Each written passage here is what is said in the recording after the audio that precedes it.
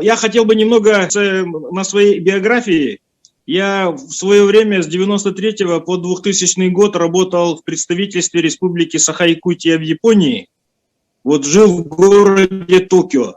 Вот, но был, естественно, направлен туда по решению Михаила Ефимовича Николаева. Вот, и представительство было создано благодаря переговорам Михаила Ефимовича Николаева с Борисом Николаевичем Ельциным. И вот случай из жизни. В 1999 году я посетил японский завод по производству станков, оборудования.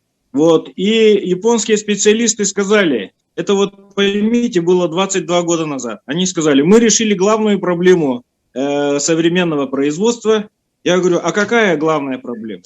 Они говорят, зависимость от квалифицированных рабочих кадров. Я говорю, как это так? Ну вот они показали станок.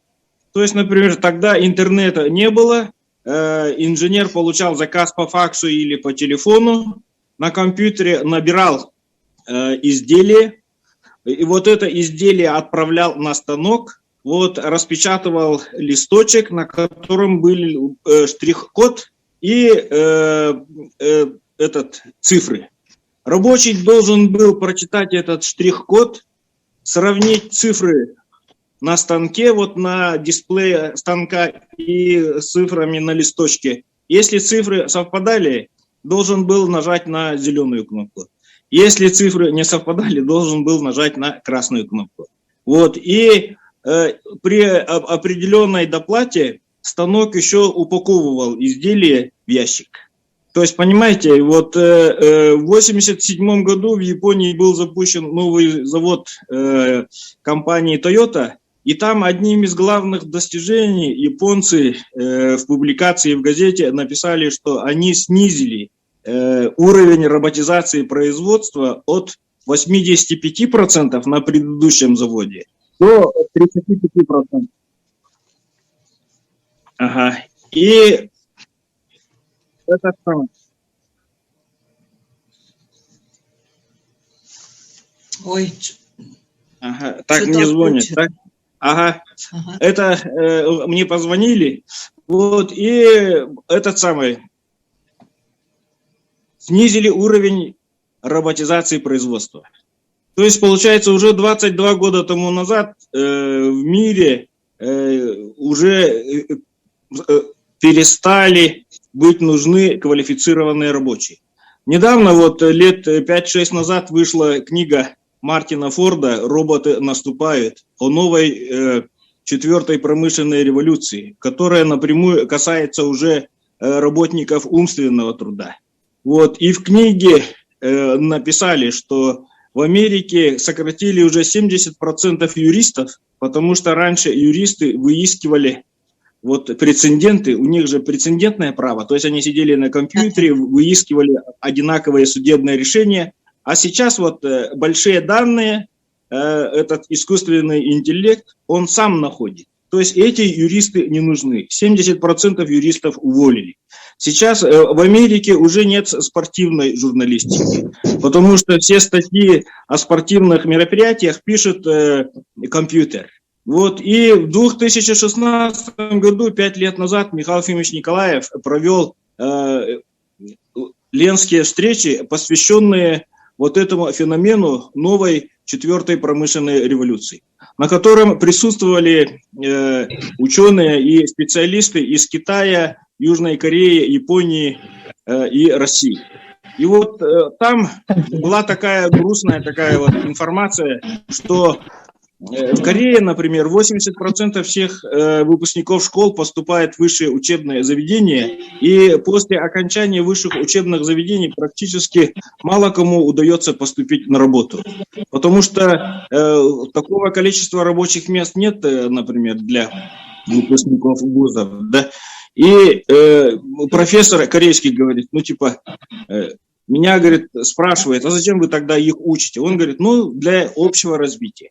Вот и в этой связи, вот Михаил Ефимович тогда ставил вопрос, вот как нам готовить молодежь, как нам готовить наших детей, наших школьников, наших студентов к тем опасностям, к тем таким проблемам, которые станут перед ними в новом веке.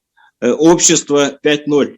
Вот. И это было 5 лет назад. И вот одним из ответов на этот сложный вопрос, по моему однозначному мнению, является то, что, вот как я уже сказал, вот Мартин Форд написал в книге, что в будущем понадобятся только те профессии, в которых люди будут контактировать с людьми, во-первых. Потому что робот все равно он не может общаться с людьми на том уровне, вот, на котором люди мы можем между собой общаться. Ну и во-вторых, понадобятся люди творческих профессий. Потому что, хотя, конечно, уже роботы пишут музыку, вот искусственный интеллект, там, пишут произведения, там, вот, рассказы, но их невозможно слушать, их невозможно читать, потому что в них не хватает той изюминки, которые могут дать только человек, который может дать только его чувства, и его опыт, и то, что как он преломляет вот эту нашу объективную действительность через свой личный опыт. Поэтому то, чем вы занимаетесь, та идея, которую выдвинул наш первый президент Михаил Ефимович Николаев, это путь в будущее. Это возможность нашим детям как-то суметь адаптироваться в том мире, в котором уже люди практически, ну скажем так, ну, на такой рутинной, обыденной работе уже будут не нужны. Ну, конечно, с учетом, скажем так, условий нашей республики, я считаю, что у нас роботизировать все и вся не получится. Но и люди у нас все равно будут нужны, потому что у нас техника не выдерживает. Но в крупных городах, да, там, например, в развитых странах, это уже общепринятый факт. Вот, например, в Японии 40% молодых людей, практически, которые не могут найти себя в этом обществе, они сидят дома, на шее у родителей, не выходят из комнат, вообще даже не контачат в социуме. То есть до чего, как бы, ну, вроде бы хорошая жизнь, да, скажем так, развитие, оно приводит иногда к обратным результатам. И в этой связи то, что вы воспитываете в детях искорку творчества, даете им задатки, скажем так, вырасти творческими людьми.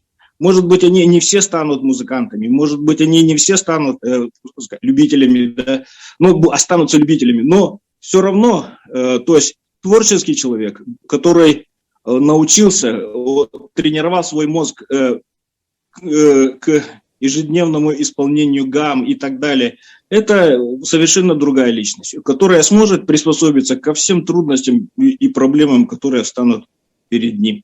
И вот я благодарен вам всем за ваш огромный труд, который вы ежедневно проводите с детьми, огромную работу. И вот я считаю, что наш первый президент Михаил Ефимович Николаев и в этом направлении, да, в области образования, он всегда выдвигает такие, скажем так, задачи и цели, которые на первый взгляд нам, людям, которые полностью завязли в обыденности, в текущих повседневных делах, они иногда бывают непонятны.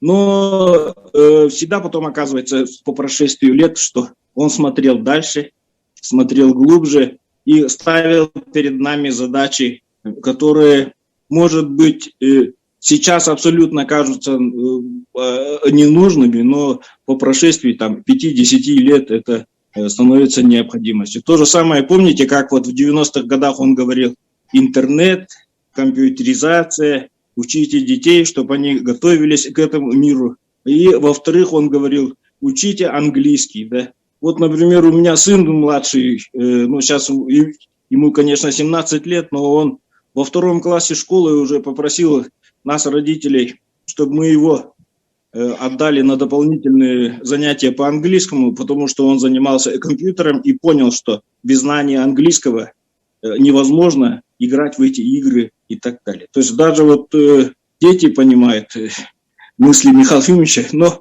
прошло, скажем так, лет 15, пока мы поняли в это.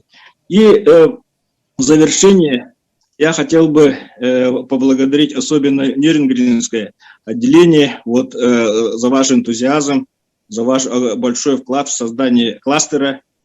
И мы надеемся, что и в дальнейшем вы станете локомотивом этого движения. Ну, а другие улусы, районы, они обязательно подтянутся, и вы все вместе создадите такой активный, жизнеспособный кластер от движения «Музыка для всех». Ага, ну, спасибо за внимание.